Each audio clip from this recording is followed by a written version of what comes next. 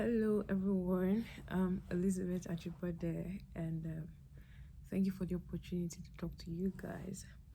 So briefly, I just want to talk to you all about opportunities available as a student and how to remain focused on books and secure scholarships.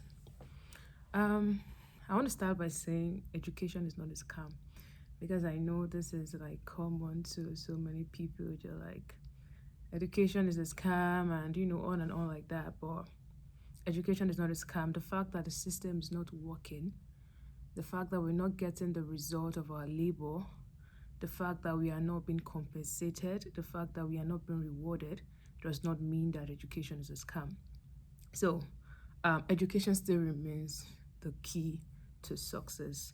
It remains the key that opens the door to so many opportunities, like we are going to talk about opportunities in life, especially talking about scholarships, job opportunities, and recognition and so many others. So, education is very important. Um, I just want to read from Proverbs chapter 22, verse 29. It's one of those verses that we are very much familiar with. Seest thou a man diligent in his business? He shall stand before kings. He shall not stand before mean men. So, when we talk about diligence, what does it mean to be diligent? We're talking about constant effort, like applying constant effort to accomplish something. When I mean constant effort, you're not down today and tomorrow you're rising, you're discouraged today, or you're working hard today and tomorrow you're like, you know what? I can't continue with this thing. I can't do it. It's a constant effort. You put in constant effort today, you may not get a result that you want today, but it doesn't change what you do tomorrow. It doesn't change the effort that you put in tomorrow. You're putting in constant effort to accomplish something. You're being attentive and persistent in doing anything. Like, you're persistent, come what may. Like, you're doing it, you're just putting in more effort, you're just believing that things are going to get better. It has to do with being steady. You are earnest, you're putting in effort, energetic effort. You're trying again. You're adding extra to your ordinary to make it extraordinary. It has to do a lot with perseverance, because many a times, the conditions are not always the same. You don't always get the same results, but when you are diligent, you are constantly applying efforts. You are constantly trying, like you keep trying and trying and trying all over again. And I want you to know that talking about honor, excellence, promotion, whatever you want to say, has to come when you're diligent. You see those results when you are diligent. A bank manager is being promoted, a co-worker is being promoted. You recognize this person, you give this person this award and all of that. They all come when you are being diligent, because you have to continually try, like put in effort over and over again. So the truth is, success has to cost you something. It has to cost you something. And you know what? The price that you pay is different from the price that everyone else gets to pay. Yeah, hard work is like the major price that we all have to pay. But there are levels to it. Some people don't work too hard.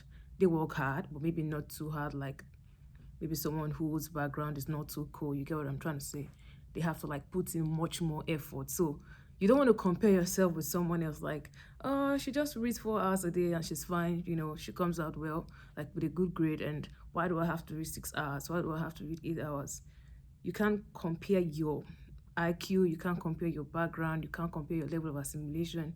Even the goals, like your goals are different, right?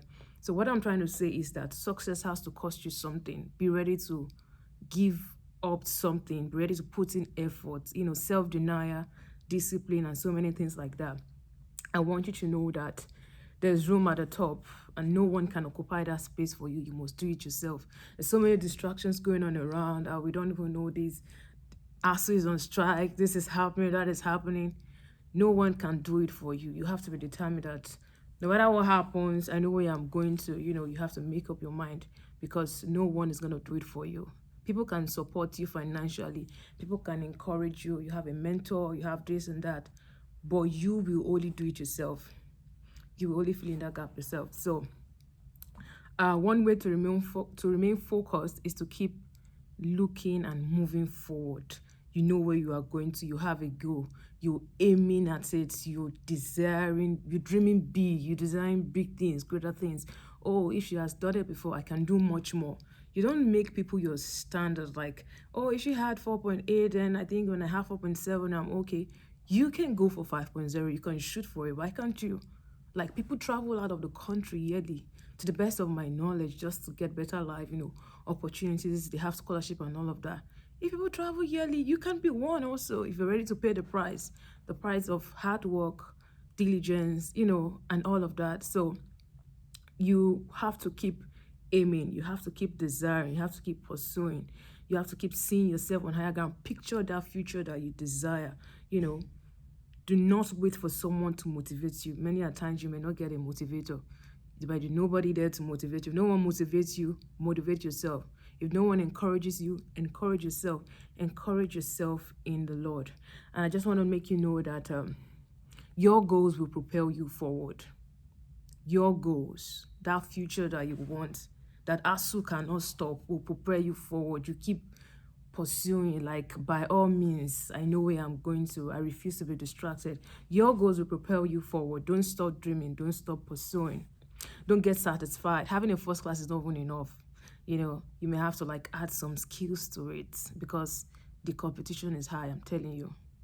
So if you're not even desiring a first class yet, well, the fact that you're in first class does not mean you can't get there, but why don't you desire to be the best that you can, that God has made you for, And yeah, be a Joseph, be a Josephine. Keep dreaming, dream big, dream big. Don't limit yourself by the success of the people around you. I pray that God will help us. God will give us the grace. God will give us the strength. In times like this, there's a lot going on. People are discouraged. People are giving up and all of that. I just want to encourage you that God is not done with you yet. If you desire it, if you want, it's the will of God that you prosper. It's the will of God that you succeed. You desire it, God is going to approve it. Heaven is going to approve it. God is going to make you all that He has made you for, all that He has designed you for. His purpose and plans for you will come to pass. Just remain in the will of God. Keep doing the will of God. And I pray that God will make way for you beyond your thoughts, beyond your imagination, beyond your qualifications. In Jesus' name. Thank you so much.